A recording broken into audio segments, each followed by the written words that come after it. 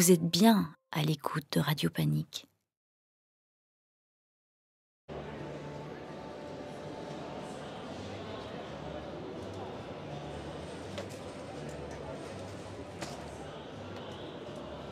Et on est bien là, deuxième jour de débrief.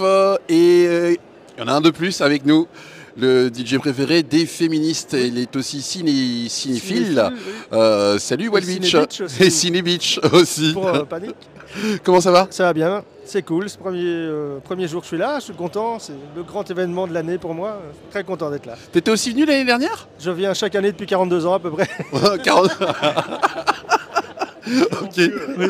Non, ça fait 35 seulement, mais bon, voilà, j'ai pas raté une année. Et ça fait 48 heures d'affilée qu'elle est là aussi, oui. DJ Angela, qui a sa carte de presse. 48 heures, je sais pas, mais j'ai ma carte de presse. Non, mais oui. On a vu que tu avais ta carte de presse. Je commence à avoir des cernes aussi, mais pourtant, je dors quand même un peu, quoi. Voilà. Et notre connard aussi, qui est là. Ouais, bonsoir. Et moi, ce que j'aime bien, c'est quand je vois Angela qui est là encore toute peps et tout. C'est que le deuxième jour, on verra. Ouais, mais Angela, elle a toujours du peps, de toute façon. On va rigoler à la fin du festival. On va voir comment ça va passer.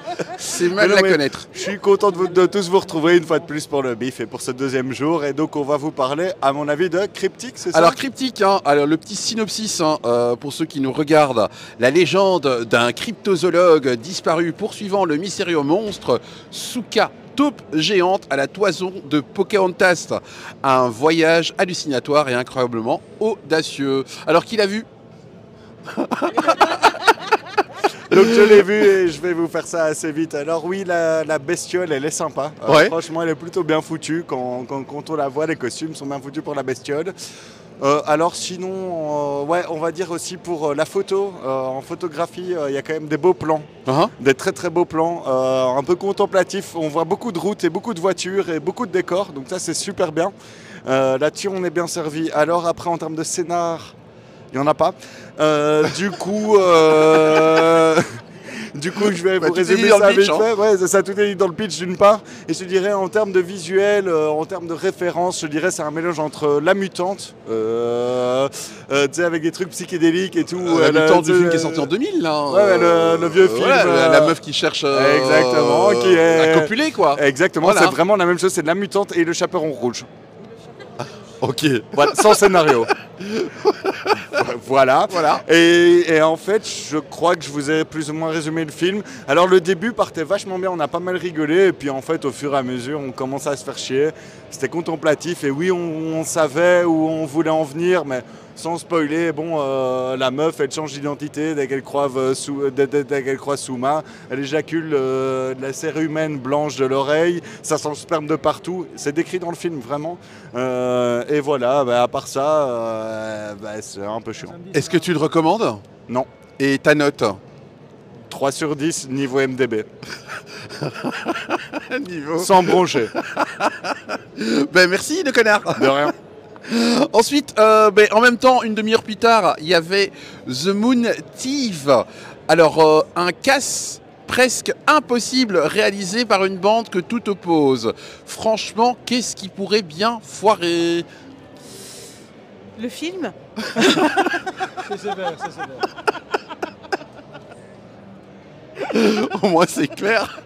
Non, écoute, j'y suis allée... Allez, j'avais quelques appréhensions quand même. Je suis sortie avant la fin, je suis un peu déçue. Ouais, non, désolé, mais voilà, je trouve que niveau acting, c'est ce que je dis, niveau acting, c'est un petit peu mieux, c'est moins surjoué, tu vois, ça reste un film. Hong Kong, attention, c'est Hong Kong. Donc, mais il y a de l'action. Je ne voulais pas créer des incidents diplomatiques, désolé. T'es éjecté. You're out. Et en fait, non. Il y a ce moment de latence où tout est long, trop long. Voilà. Oui, c'est un peu sévère peut-être, je trouve. Moi, je trouvais que c'était un gentil petit film. Ouais. Bon, c'est un peu l'Océan Eleven du pauvre, hein, quand même. Tu dis que moi je suis sévère, t'as vu ce que tu dis? Mais non. Passez-vous le micro quand vous parlez, s'il vous plaît. C'était sympathique. Bon, tout est un peu trop facile, mais c'est un premier film du réalisateur. Les images sont bien faites. Les acteurs prennent bien leur rôle, on y croit un minimum. Oui, non, mais ça joue. Non, écoute. Non, il y a une vraie volonté. C'est un premier film, je suis pas sûr que ce serait un meilleur premier film, quoi.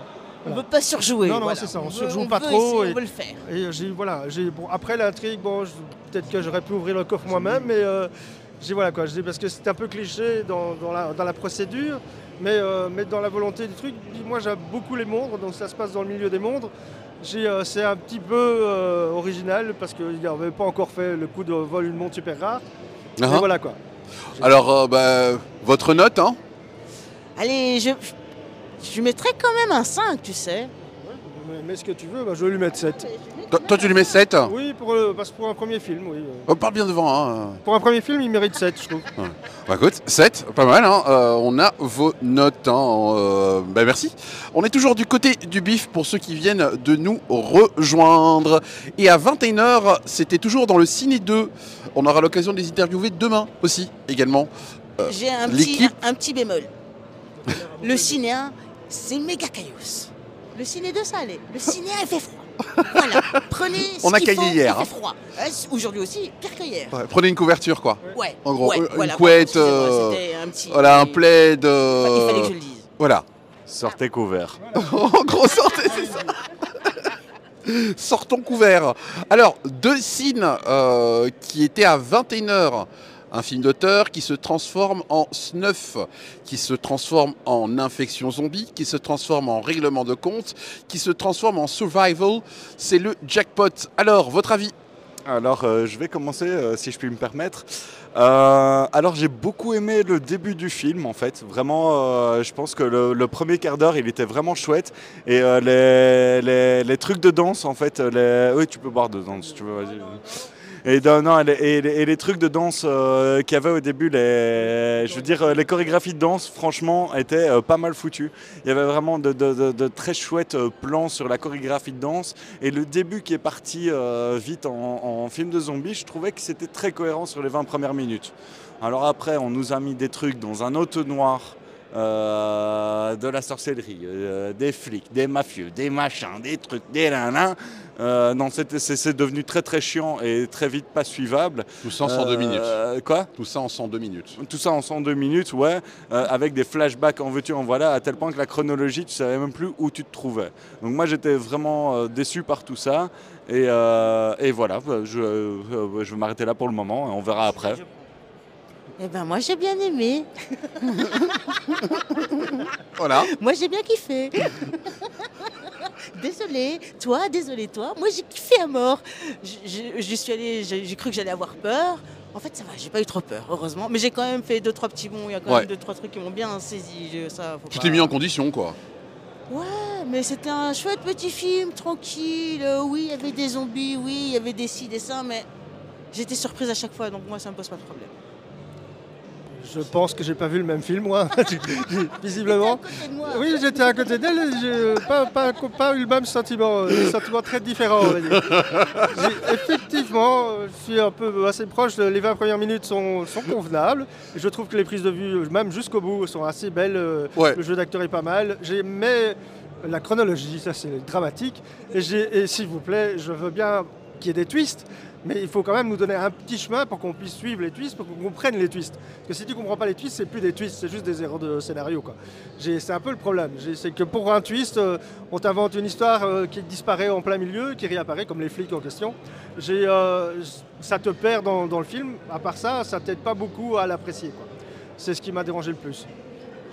Et l'ambiance du film, vous l'avez trouvé comment alors Attends, si je peux me permettre encore une petite incartade là-dessus, c'est que moi, le début du film qui justement m'avait plutôt mis en confiance, on va dire, me faisait énormément penser à un film qui a fait beaucoup de ravages au bif, qui s'appelait One Cut of the Dead, qui était un film japonais fauché, avec un plan séquence de 47 minutes, qui parlait d'histoire de zombies en mode TV et tout, et puis après tu revoyais un peu comment ce truc avait été tourné, etc. Et je trouvais que le début du film ressemblait énormément à ce film-là, qui était limite plagié là-dessus. Et en fait, ce qu'ils en ont fait après, ben c'est dommage parce que c'était de la merde. Sincèrement, il y avait rien à sauver là-dessus.